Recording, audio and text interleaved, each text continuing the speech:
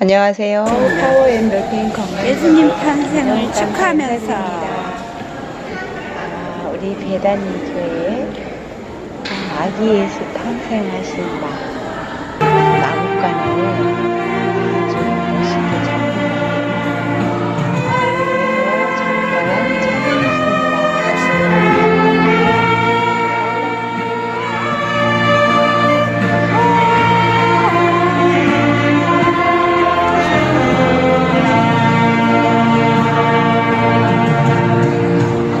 편안한 마음으로 제 소견을 피력하겠습니다.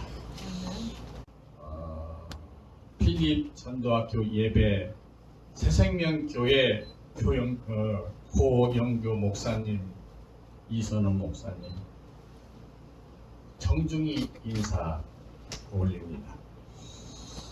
그리고 같이 하신 여러 목사님, 여러 성직장님께도 거듭 감사 인사드리고 뵙게 되어 대단히 반갑습니다.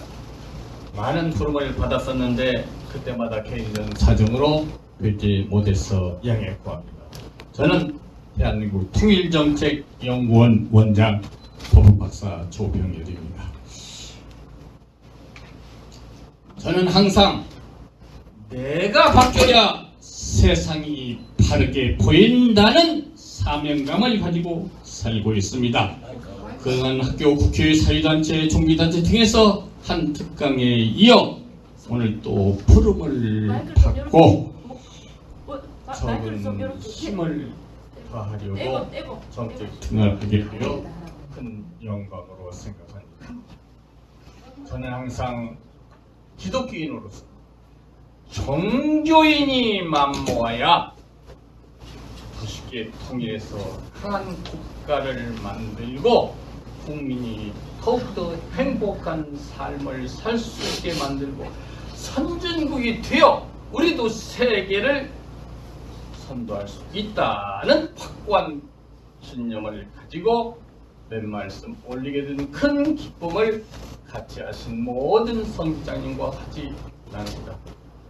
제가 오늘 정책가 하는 이유는 남보다 잘나고 더 많이 알아서 하는 건 결코 아닙니다.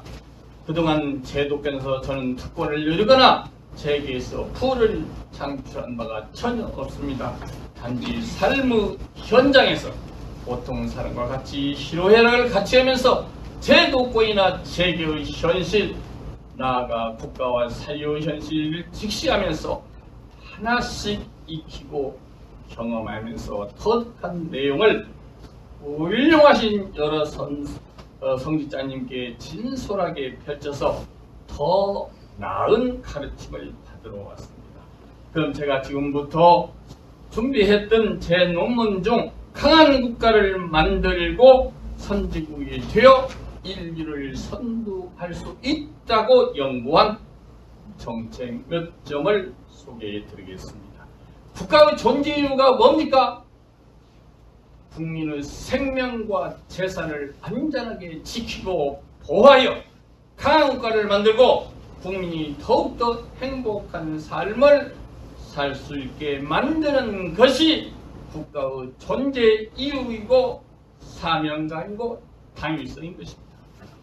그래서 저는 강의할 때마다 통일해서 강한 국가를 만들면 우리의 미래는 창조할 것이라고 신조어 강조했기 때문에 오늘 주어진 시간 내에 간단히 소견을 말씀드리겠습니다. 동의하지 않는 분은 양해해 주시기 바랍니다. 저는 항상 통일은 우리의 미래이고 한민족의 무한 가치라고 생각합니다. 통일하기 위해서 국가의 역할은 무엇이고 통일의 일반론과 통일정책이란 무엇이고 통일의 효과는 어떠한가 등에 대해서 시간이 허락하는 한 간단히 살펴보겠습니다. 물론 통일은 대가 없이는 열리지 않습니다. 통일은 꼭 하나님의 사역 중에 가장 중요한 사역이라고 저는 생각합니다. 나아가 국가와 나는 힘과 능력이 있어야 지킬 수 있고 강한 국가를 만들면 통일할 수 있다고 말할 수 있습니다. 왜냐하면 안보가 무너지면 나라도 국가도 나도 전부 잃고 다수 국민이 믿고 통일을 원하게 만들면 반드시 통일할 수 있다고 생각합니다. 그동안 내 나라를 바로 세울 수 있는 통일 정책을 실행한다면 통일할 수 있다고 혼신의 노력을 다해 오신 애국자님들의 큰 노고와 업적에 먼저 머리 숙여 정중히 인사올립니다. 자금의 국내 현실을 살펴봅시다. 한반도의 종전선언과 평화선언이 곧 이루어져 온 세상이 평화의 물결이 출렁일 것 같아서 참 좋아 보이기 때문에 저도 지지하고 응원합니다.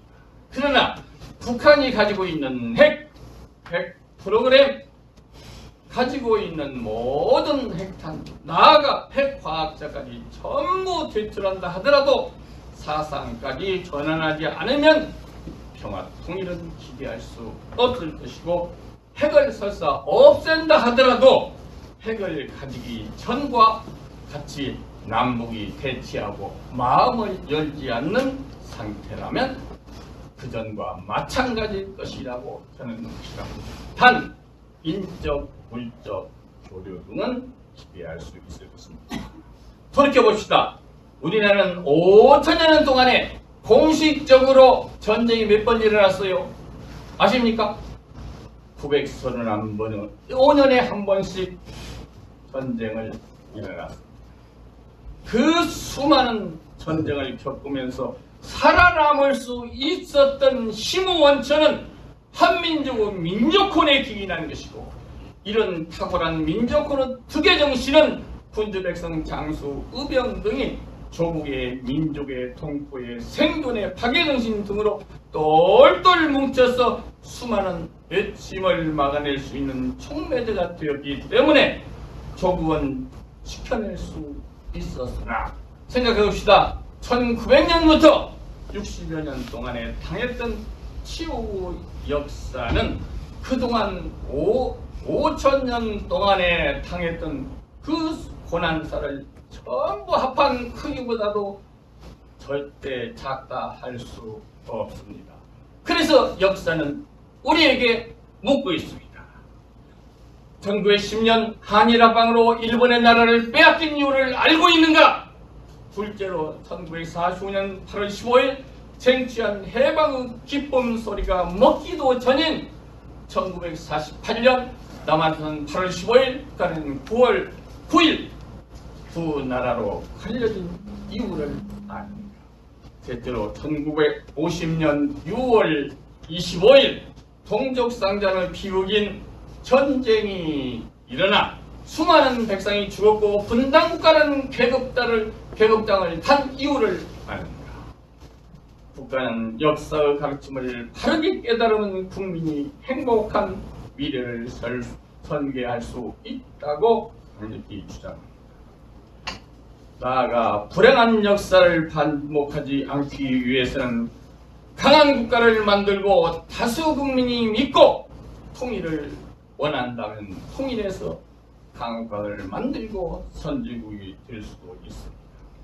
그래서 강한 국가를 만들기 위한 정책 몇 점을 소개해 드리겠습니다.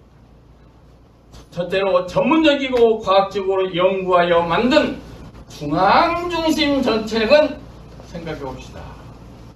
이게 가분수로 되어 있습니다. 피라미드로 되어 있는데 가분수로 되어 있기 때문에 소수가 아닌 다수 국민이 국정에 참여할 수 있어서 일자리가 많이 생길 수가 없습니다. 그러나 현장 중심 정책은 일자리가 많이 생겨서 이들이 현장 경제를 살리고 국가 경제를 살려낸다면 강한 국가를 만들고 다수 국민이 뭉치면 못할 일이 없고 통일할 수 있다고 강력히 주장합니다. 둘째로 전민적이고 과학적으로 만든 재능 맞추면 교육으로 우수한 인재를 많이 양성한다면 우리도 노벨 수상자와도 많이 배출할 수 있고 강한 나라를 만들 수 있고 선진국이 되어 인류를 선도할 수 있습니다. 나아가 학생을 가르치는 선생님의 권위와 영이 바로 선다면 바른 교육을 시켜서 우수한 인재를 많이 길러낼 수 있고 선생님과 학생이 진정한 공동체가 되어 교육혁명을 이룰 수 있다고 생각합니다. 그래서 잘 키운 한 사람은 바로 국가이고 인류를 선도할 수 있으며 인재 양성은 국가의 명운을 좌우할 수 있는 국사 중 대사인 것입니다. 교육 효과에 대해서 간단히 살펴보겠습니다. 우리나라는 노벨 수상자가 몇 명입니까? 답답하죠. 인구수와 지능 지수가 비슷한 유대인은 그들은 5,000명 정도 되잖아요. 지능 지수도 105 정도. 유대인은 노벨 평화상 수상자의 3분의 2를 차지한 163명이나 됩니다. 족발이 일본도 얼마입니까? 25명이나 됩니다. 우리나라는 몇 명이나 됩니까? 100명 됩니까? 참 답답한 이 교육이 문제이거든요. 원래 노벨상은 노벨의 유언에 따라 스웨덴에 3개가 있고 노르웨이에 1개가 있습니다. 7개 분야에서 인류의 가장 큰 공헌을 한 사람에게 상을 주도록 한 유언에 따라 노벨 사망 5주기인 1901년 12월 10일부터 상을 수여하기 시작했습니다. 시간 관계상 여러 가지 준비를 했는데 다 넘어가도록 하겠습니다. 그러나 국가는 이러한 인재를 양성하지 않고 그동안 드러나지 않았던 다양한 분야의 숨은 재능과 기질을 조기에 찾아내서 우수한 인재를 많이 양성할 수 있는 재능 맞춤형 교육을 실현한다면 우수한 인재는 양성하여 노벨 수상자도 많이 배출할 수 있고 국가 교육 효과는 한층 더 크게 향상되고 강한 국가를 만들고 국민이 더욱더 행복한 삶을 살 수 있고 선진국이 될 수 있다고 생각합니다. 실제로 전문적이고 과학적으로 연구 만든 인구 정책 중요합니다. 출산 장려를 적극적으로 펼쳐서 인구수를 1억여 명에 가깝게 만들면 자급자족할 수 있는 강한 자급자족 국가가 될 수 있기 때문에 통일은 우리의 미래이고 한민족의 무한가치라고 강력히 주장합니다. 전문적으로 과학적으로 연구하여 만든 대화 통일 정책을 생각해 봅시다. 유엔과 남북한이 같이 만나서 공생관계를 논할 수 있는 장소를 무조건 대한민국 내에 싱크탱크를 운영하게 만든다면 이들이 같이 만나서 상반된 이해관계를 해결하고 공생관계를 만든다면 더쉽게 통일할 수 있습니다. 그러나 우리는 그동안 이를 실행하지 못했습니다. 그런 전문적이고 과학적으로 만든 민족헌법이 있습니다. 국회에 무조건 개혁해야 됩니다. 이건 정치가 아닙니다. 하나님의 뜻입니다. 감사원장 하나 선출해서 국민이 직선제로 선출해서 곳곳을 감사하고 밝혀내서 국민한테 보고하고 바로잡으면 국가가 바로 설 것입니다. 재능 맞춤형 교육으로 인재를 무조건 양성해야 됩니다. 그래야만 국세 낭비를 최소화하면서 강한 국가를 만들 수 있고 채무 국가라는 불명예를 쓰지 않아도 될 것입니다. 전문적이고 과학적으로 연구 만든 이 공정한 정책을 활용해서 공정한 국물을 일관되게 펼치면 요새 일관되게 펼친다는 말은 지속 가능하게 그게 아니거든요. 법률적으로 일관되게 펼치면 전 국민이 하나로 똘똘 뭉쳐서 열렬히 지지할 것이고 강국가를 만들 수 있습니다. 종전선이나 평화선이 지지하는 바가 무엇인가를 정확히 파악한 후 통일할 수 있는 힘과 능력을 갖추고 과연 있는가 이것을 영국 검토해서 신중히 선언한다면 역사가 말하는 우를 다시는 범하지 않을 거고 국력을 크게 향상시켜서 통일해서 한국화를 만들 수 있다고 연강한 통일정책을 활용해서 통일교육을 충분히 시킨 후 국무를 일관되게 실행한다면 더 쉽게 통일해서 한국을 만들 수 있을 것입니다. 통일 한국이 된다면 가장 큰 수혜국가는 어느 나라입니까? 물론 대한민국입니다. 그러나 더 큰 수혜국가가 있습니다. 이거 어디입니까? 깊이 연구해야 됩니다. 적어도 세계의 전략, 동북아 전략, 미국 전략, 50개 이상 전략을 전부 연구 검토해야 결론이 나옵니다. 미국이 우리나라의 위치는 정치적, 경제적, 군사적, 문화적 요충지이고 전략적, 전술적 요충지이고 완충지이며 유라시아로 진출하기 위한 문화교통, 통상의 장점을 가진 천여의 전략적, 전술적 요충지이기 때문에 이런 한반도를 러시아와 중국을 장복하기 위한 지렛대로 활용한다면 많은 인력과 군수 물자를 본국에서 공수하거나 바다로 운송하지 않고 중국과 맞닿아 있는 용인군 서안에 돌출한 판도가 있어요. 여기에 배치하면 막바로 공격할 수 있습니다. 그리하면 전쟁 비용, 시간, 인력 등을 최소화하면서 러시아와 중국을 정복할 수 있다고 확신하기 때문에 적은 비용과 노력으로 러시아와 중국을 정복하고 자국의 최첨단 과학기술로 개발한 전술 무기가 있습니다. 또 공산품이 있습니다. 또 풍부한 사우디만 기름을 만들어 알았더니 미국이 300년 이상 쓸 수 있는 가스를 발명했습니다. 이러한 유류 등을 이네들의 소비국가로 만든다면 미국은 경제적으로 천문학적인 부를 창출할 수 있다고 확신하기 때문에 더 쉽게 한국가 되고 세계의 패권국가가 되기 위해서 한국을 지렛대로 이용하려고 하는 겁니다. 그런데도 불구하고 북한 통일을 하는데 남북이 70%를 경제 발전하는데 부담해라. 30%는 중국, 러시아, 일본이 10%씩 부담해라.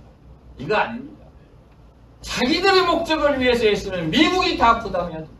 우리는 천의 지역을 가진 하늘이 택해준, 하나님이 택해준 아주 지역적으로 요충지인 것입니다. 그래서 통일한국은 미국의 북침항모 전단이고 러시아와 중국을 막바로 진격할 수 있는 기갑군단이 될 수 있기 때문입니다. 왜냐하면 중국을 둘러싼 나라가 몇 나라가 된다고 생각합니다. 여러분 아십니까? 12개 나라나 됩니다. 그 둘레가 2만 킬로나 됩니다. 참 포위하기가 어렵지요. 그러나 중국과 북한의 경계선은 얼마입니까? 이건 정확히 연구 검토해봐야 통일 교육을 할 수 있습니다. 저는 한평생 법학을 했습니다. 50년 법학을 했습니다. 한 집에서 50년 살고 있습니다. 그래서 이걸 깊이 연구하지 않으면 안 됩니다. 그래서 북한과 중국과 그 경계에서는 1300km 정도로 되어 있기 때문에 포위하기에 아주 적합합니다. 중국과 가장 가까이 있는 황해도 정산고수 넓은 대지에 공군 기지를 세워서 바로 공격할 수 있는 천혜의 전략적, 전술적 요충지이기 때문에 굳이 본국에서 최첨단 과학무기를 공수하거나 해상으로 운송할 필요가 없기 때문에 전쟁 비용을 최소화하면서 러시아와 중국을 정복할 수 있다고 확신합니다. 그래서 통일한국은 대중국 작전을 완성할 수 있는 북침항모 전단이고 바로 침국할 수 있는 기갑군단이며 중국은 또 어떻게 하느냐? 우리 통일한국이 포기될 것입니다. 왜냐? 미국이 이를 이용하기 때문입니다. 결론적으로 국가는 이런 통일 정책으로 통일한다면 우리의 미래이고 한민족의 무한 가치인 것입니다. 그래서 통일해서 강한 국가가 된다면 끊어진 혈통과 강토를 잇고 한반도 지정학적인 장점과 내재한 풍부한 지하전과 값싸고 풍부한 인적 물적 자원 등을 활용한다면 경제적인 부를 창출할 수 있고 가장 중요한 인구수를 1억여 명 늘려면 강한 자급자족할 수 있는 국가가 될 수 있기 때문에 우리도 선진국이 되고 인류를 선도할 수 있다고 생각합니다. 북한에서 지도자가 온다면, 북한에 어떤 지도자가 또 간다면 우리를 희망하고 있죠. 거기에 하나님의 복음이 선포돼야 됩니다. 그네들은 하나님이 계신지도 하나님의 말씀이 있는지도 성경에 하나님의 생각과 뜻이 전부 기록되어 있습니다. 이대로 실행해라. 그러면 내가 이루게 만들리라라고 해놨는데도 불구하고 믿는 사람들 몇 명만이 이걸 하나님 말씀을 묵상해서는 안 된다고 생각합니다. 여기에 기록되어 있는 말씀을 믿지 않는 사람들한테 선교했습니다.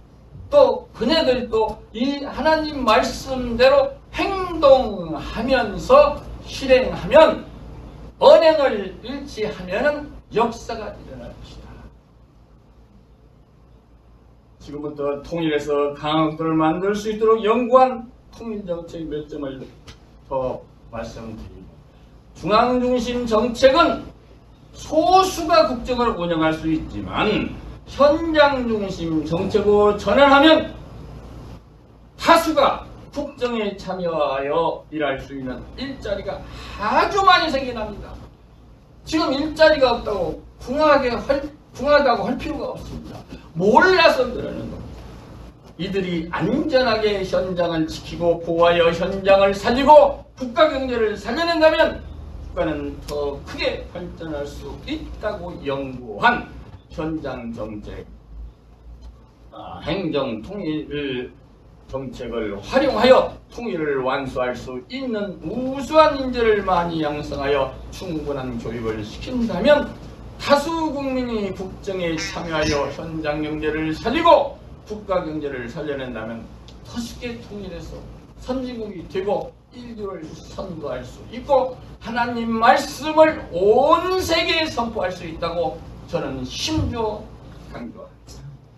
왜냐하면 중앙중심 정책에는 소수가 국정에 참여할 수 있지만 현장중심 정책은 다수 국민이 국정에 참여하여 일할 수 있는 일자리가 많이 생기고 나아가 소수가 할 수 없었던 일도 다수의 국민이 국정에 동참한다면 못할 일이 없기 때문에 이들이 안전하게 지켜서 현장을 살리고 국가경제를 살려낸다면 더 쉽게 통일해서 강한 국가를 만들 수 있는데도 불구하고 국가는 현재까지 국가정책연구원 하나 없습니다.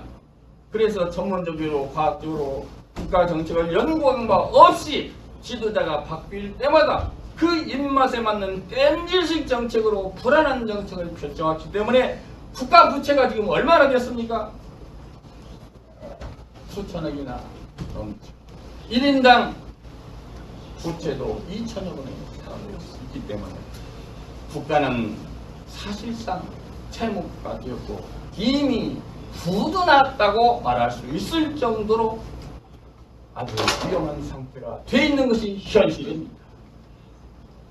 그리고 숨은 재능과 띠를 조기에 찾아내서 인재 양성을 한다면 우리도 우수한 인재를 양성해서 각 분야의 숨은 재능과 띠를 조기에 찾아내서 우수한 인재를 양성해서 교육시킨다면 교육비가 2분의 1도 안 들어갑니다. 사교육비 전부 없어집니다. 만국병, 치아바람 전부 없어집니다. 국가교육은 가장 빠르게 이루어질 것이고 각 분야의 인재를 많이 양성한다면 우리도 유대인과 같이 유대인은 3분의 1을 차지하는 우리도 노벨 수상자를 배출할 수 있고 또 국가도 크게 발전할 수 있습니다. 학생을 가르치는 선생님의 권위와 영이 바로 선담은 교육혁명을 이루어서 더 쉽게 인재를 양성하고 강한 국가가 되고 선진국이 될 수 있다고 확신합니다. 그래서 잘 키운 한 사람은 바로 국가이고 인류를 선도할 수 있습니다. 그래서 바른 교육을 실행해서 우수한 인재를 양성한다면 국가의 명운을 좌우할 수 있다고 확신하기 때문에 국사 중 대사인 것입니다. 교육의 효과는 조금 전에 말씀드렸지만 사실상 노벨 수상자는 우리는 한 명뿐이지만 진흥주수와 비슷한 유대인은 노벨 수상자 수의 3분의 2에 해당하는 163명이나 됩니다. 우리는 일본도 25명이나 되는데 우리는 몇 명입니까? 이게 하나님의 말씀을 실행하여 이런 것이 이루어집니다. 하나님의 말씀, 성경이 어느 나라 역사입니까? 그네들은 그 하나님의 말씀을 실행한 그 많은 제자들이 행동을 이어서 성공을 이어놓은 것이 성경책입니다.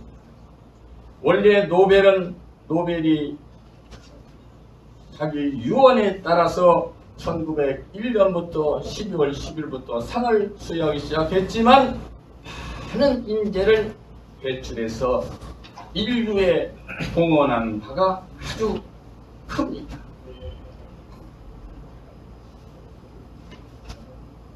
그렇기 때문에 특히 북한을 비롯한 유해는 주변 강대국가인 미국, 중국, 러시아, 일본 등이 만나서 대화하면서 상반된 이해관계를 해결하고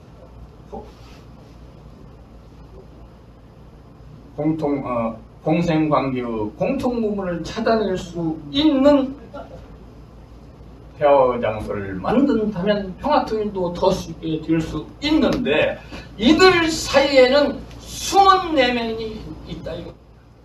중국과 북한, 중국과 러시아, 중국과 일본, 중국과 또 어떤 나라들이 자기들끼리 맺어놔서 20년, 30년 이미 북한을 아마 팔아먹어버렸는지도 모릅니다.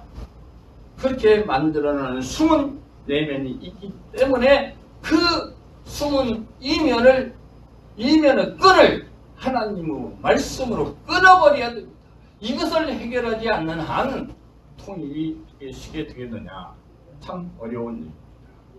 특히 국민의 눈높이에 맞도록 우리 국회해야 됩니다. 왜냐? 미국이 인구가 얼마요? 3억 2,336만 명 됩니다. 상원은 100명, 사원은 435명, 합계 556명입니다. 우리나라는 인구가 5,200명도 잘 안 되는데 국회의원수가 300명이나 됩니다. 미국과 같이 우리도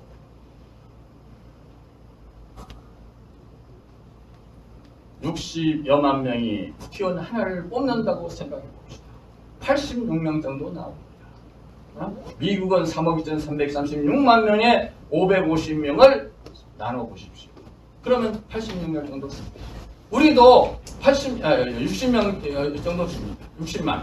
그러면 우리도 60만 정도가 국회의원 하나를 선출한다고 보면은 우리나라는 86명 정도 나옵니다.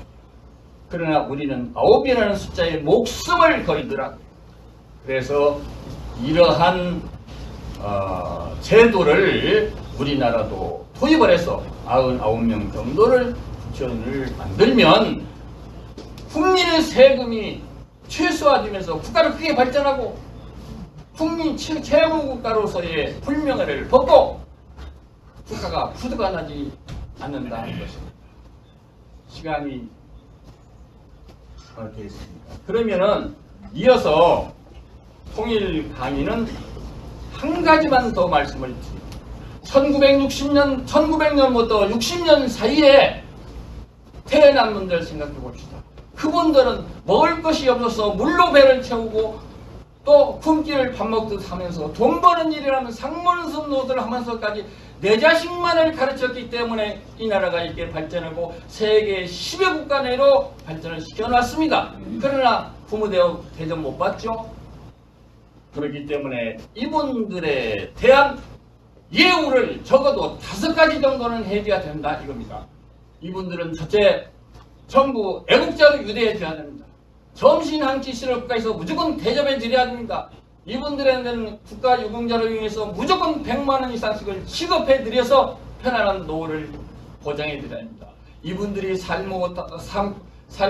현장에서 갈고 닦은 지식을 국가의 각 현장에서 돌아가실 때까지 건강이 활약하는 날까지 봉사할 수 있게 만들어 드려야 된다고 생각합니다. 그리고 가장 중요한 것은 이분들의 삶의 역사를 초, 중, 고등학교 교과서에 실려서 교육시키면 국가교육은 바른 교육이 될 것이고 세계에서 가장 자랑하는 노벨 평화상도 수상자도 가장 많이 배출할 수 있다고 심지어 강조하면서 이들에 대한 예우를 우리가 소홀히 해왔기 때문에 앞으로는 이들에 대한 예우를 정당한 예우를 해주지 못하면 최소한의 예우를 해줘야 된다라고 하면서 강의를 촉구했습니다.